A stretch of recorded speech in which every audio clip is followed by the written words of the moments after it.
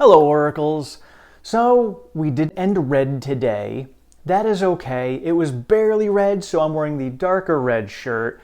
But we were still green for the week, so that was still great news. And when it comes to Tesla, we were just barely red, so I'm very happy about that and the performance that Tesla had. It did dip below 1,000 very briefly today, but then came right back, which was a great sign.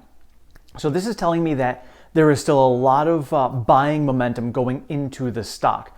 There was lower volume today, so that was noticeable, but we are in a consolidation period again. The last few days we've been consolidating between 1,000 and 1,015, which means that we are now priming ourselves for another potential breakout. So again, a breakout does not need to happen. We could break down. But looking at what's going into next week, as we discussed yesterday, we've got the end of the quarter. So the question here lies in, are the institutions going to be rebalancing themselves and selling off some of these stocks, or are they going to be rebalancing and purchasing into them? Question that we won't find out an answer to until next week. But either way, I'm looking at the stock as a potential breakout coming next week. And so personally, what I would actually like to see the stock do next week is continue with its consolidation. If we can consolidate for a whole another week next week, even if we stayed between like 1,000 and 1,025, that'd be a great sign. The RSI is pushing into the mid-60s, around 65, so we're getting a little bit closer to that overbought stage. So for me, I would like to see it consolidate and allow that RSI to cool off a little bit. If we can do that next week, keep ourselves over $1,000, but keep the RSI coming down a little bit, that means that when we go into the following week, where we are going to get the production and delivery numbers for Q1 and GigaFest, that could allow us to break out that week. So this is what I'm hoping for. Again, I don't know what is going to actually transpire. We could have macro things going on. We could have institutions do some major selling next week. Don't know. But what I would like to see is that. I would like to see the stock continue to consolidate next week and then bring the RSI down so that we can see a breakout the following week. Another potential scenario for next week is the institutions do rebalance, the stock comes down, fills that gap around 905, and then comes back and surges over 1,000 again the following week for production and delivery numbers and GigaFest. Just a couple of different scenarios that I'm playing out in my head, looking forward to, and we'll see how it plays out next week. And now one play that I made recently, which I was pretty excited about because I don't do a lot of gamble momentum plays, especially in the macro environment we're dealing in right now, but I would try to play a little momentum play with MULN, Mullen Auto. Ted had been mentioning it in the comments quite a bit. I had seen it over on Twitter. I'm like, you know what? It was really beaten down. Let me take a chance on it. So I did. I bought a little bit over $1 and dollar cost averaged my way down to have it around 75 cents for my average cost. And then the thing did skyrocket. We had that momentum swing. The way I played it was in 4 stages. So I set up the first quarter. I was up enough to make up what I'd already invested into it initially. So I set that with a limit stop, and that brought it down. So I made up my money all right off the bat. So then I did another quarter for a little bit higher. So I put it around 150. I put in a quarter of that to sell off. And then I waited for it to $2.50 and then $3. So I sold it off incrementally with limit stops along the way, made some great profits. I made about 300% profit on the investment. And then look at it today, it completely sold off, went down to about 230. My last 5 shares sold off at 288. So for me, very profitable deal on a momentum swing. Not a lot of dollars, but for me, I was really more practicing. So this is like a practice type thing. Plus, in the environment we're in, I wasn't sure what was going to happen. I played it right. I played it right exactly how I was hoping to play it, and I succeeded. So I'm very happy about that, and that's how I like to do my momentum plays because it guarantees I'm going to get my money back, but it also allows me an opportunity to run just in case it does go up more. Again, I'm not making a lot of money off of this, but it's a little bit, I made about $80 on the deal, so I put that money into other stocks that I have higher conviction in. And as I was doing that and putting my money into more high conviction plays, I was looking at a bunch of the losers that I have and wondering what I wanted to do. And I was like, you know what? We're coming into spring. It's time for some spring cleaning. And I kind of looked at this year as if you're a sports fan, you know, sometimes teams go through a rebuilding year. And in a rebuilding year, they're not looking to win any championships. They might not even be looking to get to the playoffs. They're just looking to get some new talent out there, invest in some new players, and try to get the team together and see what they want to do to rebuild that team. That's very much how I'm looking at my portfolio this year. I'm not looking to knock the ball out of the park. I'm not looking to win any championships this year. I'm just looking to rebuild my portfolio, to build it full of stocks that I think are going to do very well over the next 5 to 10 years.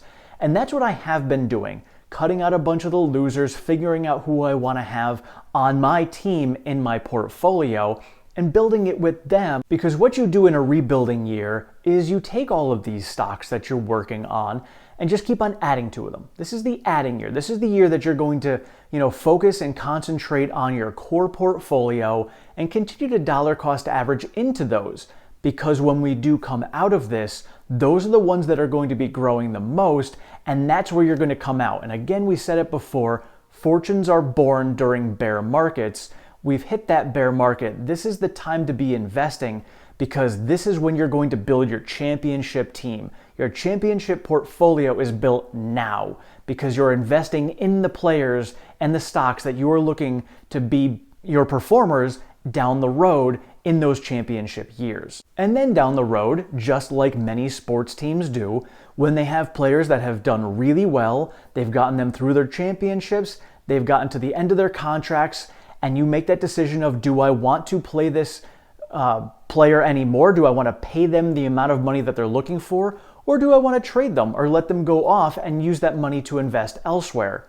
Same thing holds true for your portfolio. You have the Teslas in your portfolio, which for me, if it goes up higher, I will definitely be holding on to Tesla on my team to continue with my championship run. Other stocks I may look at and say, you know what? They've run their course. They've done their job for my portfolio. It is now time to get rid of them and invest in something else. So again, this year for me is just that rebuilding year where I'm choosing the players I want to have on my team in the future. And of course, along the way, you may have a couple of players that you want to bring onto the team for a short period of time, like my MULN. I had it for a short period of time. It did the job it needed it to do, and I got rid of it, and I'm going to put that money into the other players that I want to have on my team for a longer period of time. And for me, some of the players that I do plan on having on my team in my portfolio for the long term, Tesla obviously, we've got Apple, I've got Google, MP Materials, Square, Enphase, Nvidia, and SoFi. These are many of the players that I have in my main portfolio that I plan on holding for the long term. For me, the long term is some of them are going to be 3 to 5 years, some are going to be 5 to 10 years, and Tesla is going to be forever until I decide that I don't want them anymore or whatever. But, this is how I'm looking at it. And every single one of them, Tesla included, I still pay attention to their fundamentals. If the fundamentals change and something goes awry and I feel like the conviction that I had before is no longer there, I will sell it. Obviously, Tesla has a lot going for it, so I don't think that is going to happen unless something catastrophic happens within the company. But it is still a potential thing that I could look at as a stock to sell if need be. And I do have some other stocks on my radar as well, because you know what? You can't just keep all the same stocks. You can, but it's always good to keep your eye open for other stocks that are out there. AMD is one of the top ones on my list. I've owned it several times before, made some good money on it, so I'll be looking to get back into that one. Airbnb is another one that I have made some good money on, so I'll be looking to get back into that one as well, just waiting for the timing. And knowing the gaps that we have to fill in the NASDAQ and many other stocks, I will probably use this time right now to continue to build my cash up so that when we get to the point where we do see that second dip, I will be able to invest into those stocks at that time. One of the strategies I do like to use, along with my dollar cost averaging, is pay attention to the other stocks that are getting beat up. Because what happens with dollar cost averaging, especially if the stock is going red for you in your portfolio, you dollar cost average, you bring your cost basis down, which is nice, and then you're going to go green sooner. But in the process of dollar cost averaging, if there's another stock that you're monitoring, like an AMD for instance, if it's getting beat down but you haven't invested in it yet, you can see how the rest of your other stocks are tracking and see how AMD tracks.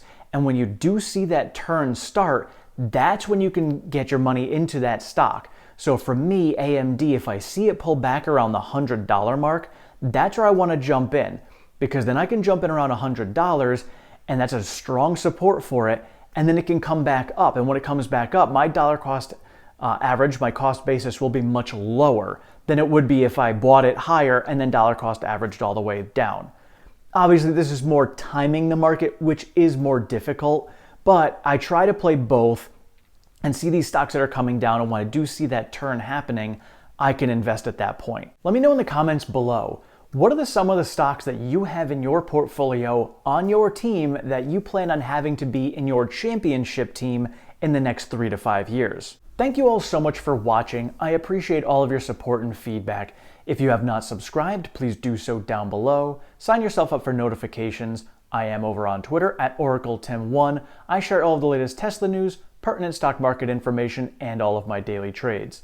Thank you so much. Have a great one.